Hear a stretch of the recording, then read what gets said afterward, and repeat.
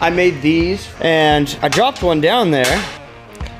Now I got my little welding wire fishing line and I'm gonna try to fish the piece out the bottom. Success! What up guys? I'm Matt Field, professional Formula Drift driver. Except that was my 2017 car. This year, we're building a 2013 Chevrolet Corvette. Welcome to Field Prep. Something really exciting is coming in this week. The intake manifold from Nitrous Express. It's all direct port, plumbed, perfect, ready to drop on, and I can't wait to see it. I'm gonna mess with the fuel cell again. I'm sure you guys are tired of seeing it. I'm tired of messing with it, but I need to put my AIM fuel pressure sensor in the top of the fuel tank so that I can see what the pod pressure is inside of it. I'm gonna do some stuff like door open cables, because you gotta be able to get out of the car, and the Corvette door handles are kind of crazy. Drill some bulkheads, slam some stuff through the firewall, mess it up. Then we're finally gonna move to the back of the car, where I'm gonna do the fuel filler since I got the dry brake from Fuel Safe and I know where the fuel tank is placed. I'm gonna get the fuel filler line up to the dry brake. And then I'm gonna finally start working on my rear frame rail section because I'm ready to chop that off. I'm so tired of looking at it. This is how you open the door on a Corvette. It's kind of strange because normally the mechanism is on the door itself, like in there, on like almost every other car. But on a Corvette, the mechanism is on the actual chassis, like the release. So the door handles are like an electric pop button that works the motor in here. Now I'm not gonna have any of that. This is how you like actually get out of the car. So what I'm gonna do is attach this to the outside of the car, right up here on this B-pillar, so that you can open the door this way to get in and out. But I don't know how Formula D is going to feel about that because the rules state that we have to have a pull cable inside the car, a way to get in and out. No more like reaching out of the car to try to open it. But Chevy's pretty cool. It gives you this other release. I don't even remember where this thing was. It's a pull cable, just like you would do on a door to get in and out. So what I'm actually going to do is weld some tabs off the cage here and here to hold it. So when I do want to get out of my car myself, I just reach in and pull on this cable. I have some little prefab tabs that I'm gonna drill these things out, put some 5mm hardware in here, weld it to the cage, and then my release will be done and we'll be legal.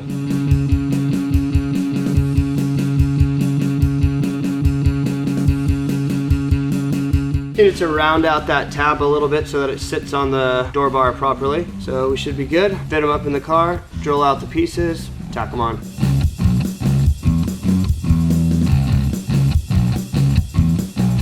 So I've got it tacked on. I'll just be sitting here, bam, bam, bam. And you can see there's the cable in there. It's doing everything it needs to do. Simple. Just taking this off, I'm gonna weld it up.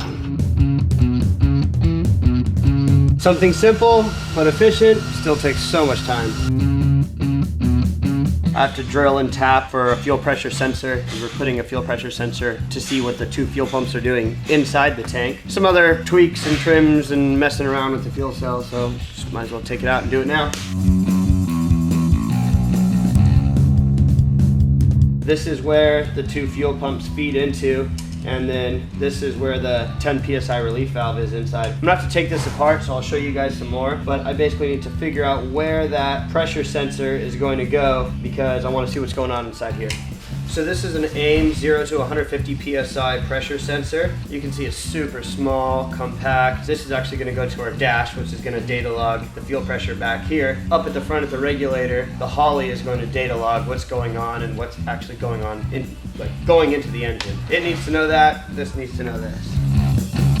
Trying to figure out where I want to put this sensor. I've had the gas tank in and out like 5 times. Can't decide because I have to think about how I'm going to be tightening the fittings when I put it up in there for the final time. The vent's the farthest away, then the feed, then the return. So I have to figure, okay, I need to tighten one, then the other, then the other. But if I put this in the way, I'm going to make my life hell. I found that's what building a car is kind of all about. Trying to think about how you're going to screw yourself and avoiding that. You got to try to think 4 steps, 5 steps ahead. So if you say, if I put this right here, am I going to screw myself in the future?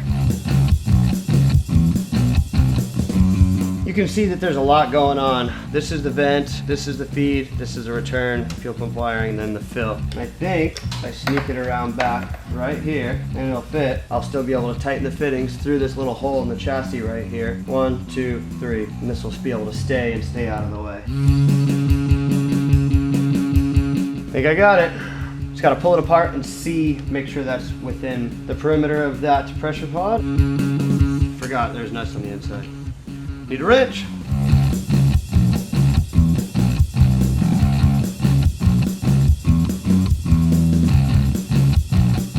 you can see what's inside of this pressure pod now. You can see the two tubes that fill from the fuel pump. You can see the pressure relief valve on this tube when this is that's the actual like overflow or return on this pod. And you see the sump pickup, which is down here, and that's where this pickup tube goes down to. It looks like my mark's gonna be right inside of where the pressure pod is gonna be, so I think we're good.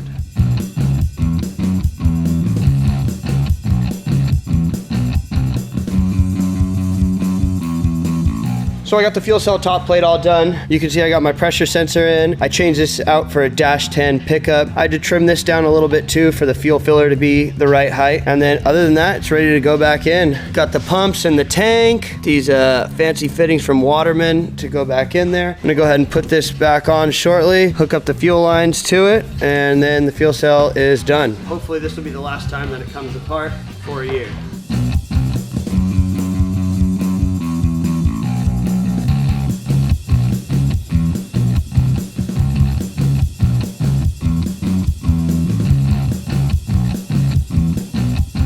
I got something pretty exciting in today. The spare fast LSXR 102 intake manifold, but it's all plumbed up for the direct port nitrous from Nitrous Express. Yes.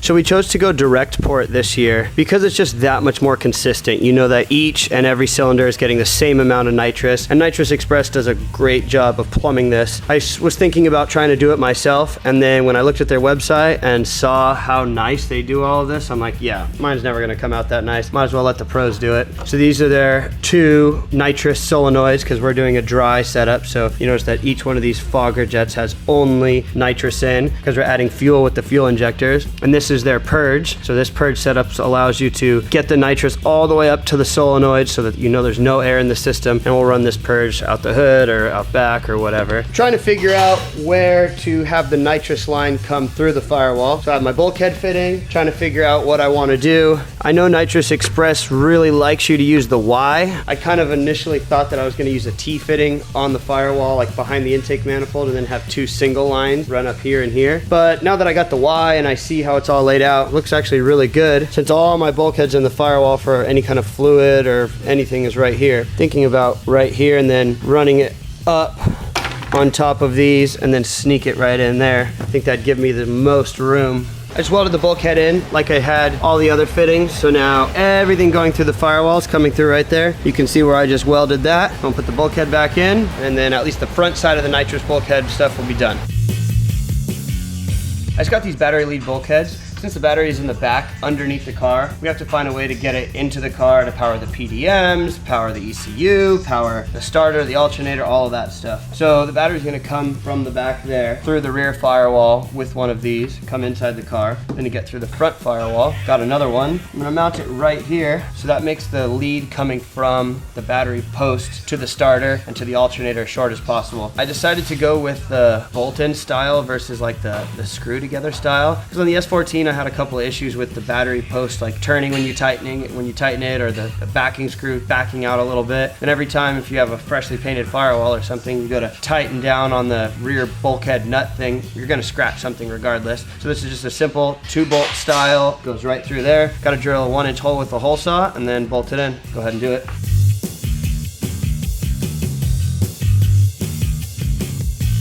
This piece came with nuts, but they were just like standard nuts and non-nylock. And I figured since it's not real big hardware, it's like 1032, that I would ditch that, get a 5mm nut that's a nylock, and put it in here since the whole car is metric hardware. All the rib nuts, everything is all metric. So I want to try to continue that. This was bought from PAINLESS, so it's got a standard hole size that the nut like jams in there so that it doesn't twist, so you don't need to tighten, get through both sides of the firewall. So I'm just gonna go ahead and press these in here, and then I'll have metric nylock nuts in the bulkhead.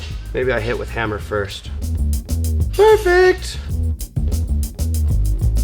Oh, money. Got the battery bulkhead done in the firewall. Looks pretty good. I might have to trim this back a little bit. This looks a little long, but I'll know once I start stacking my battery cables on there. Kind of an idiot though, and I just continued to drill with the hole saw this way, and it totally like splintered the firewall. Hopefully they can clean it up in the body shop.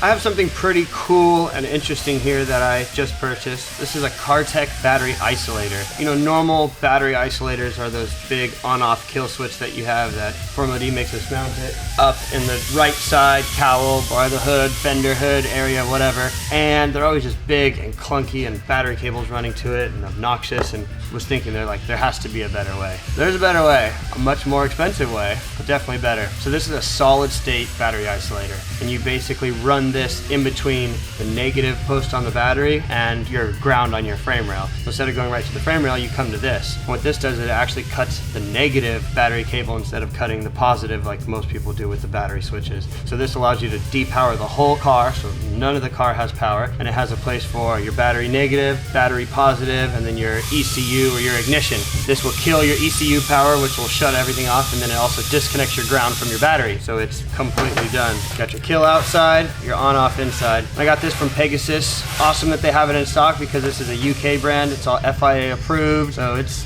sick, but I'm just pumped that somebody had it and that I figured out that there was something even more badass than just a regular Kachunka switch. Made myself a mount for this. I'm gonna weld this right up next to the battery underneath the car where I can get to it. I was gonna just bolt it to the frame rail, but the frame rail's all around there, so I made a nice flat panel so that I can bolt this to it.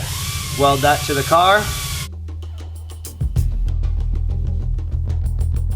This is where it's gonna go. This is the battery, so the battery cables are gonna be able to jump right over to this battery isolator. Tack it in, and then I'll weld it all up.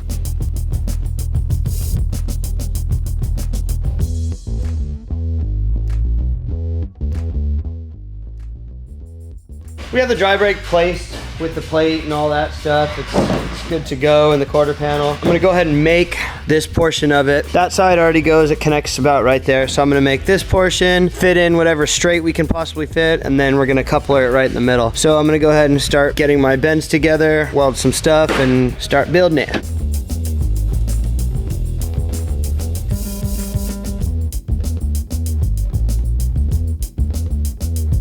So it's been kind of an inconvenience to get from here to here, much more than I would have thought it was going to be. There's not a lot of room to get tight down in here. I actually had to trim this back. I got crazy angles cut into these pieces. I think it's gonna work, just trying to manage all these pieces all at once. Lucky that Rye's here to help me hold up what's in the inside, or else there's just no way I'd be able to do it. Got the first piece tacked together.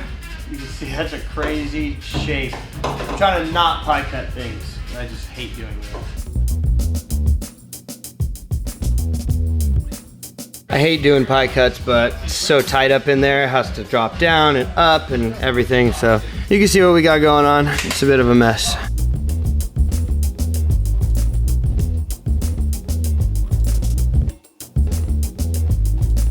All right, this thing is going in. Hopefully it all fits together. That one goes in, that one's mounted over there. Woo!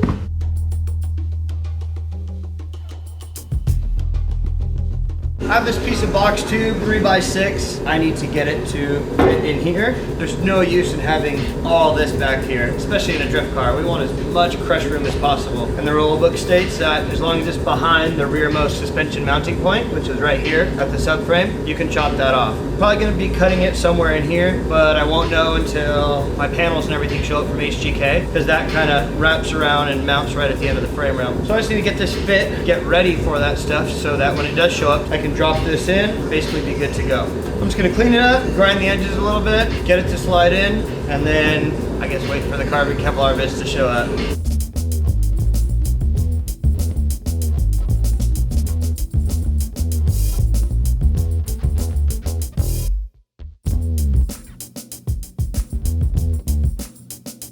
I made these for the top of the frame rail here. So you can see it's gonna go like that and tie the frame rails all together here. And I dropped one down there, which is normally like not a big deal because you would just take the piece out, but the piece is all like set perfect and everything right now. Now I got my little welding wire fishing line and I'm gonna try to fish the piece out the bottom.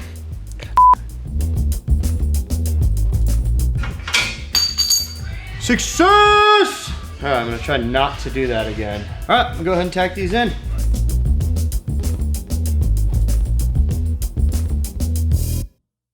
All right, it's tacked. Might as well just weld it right while it's right on here. Then I know it's not gonna warp or anything. And I can tap it flat.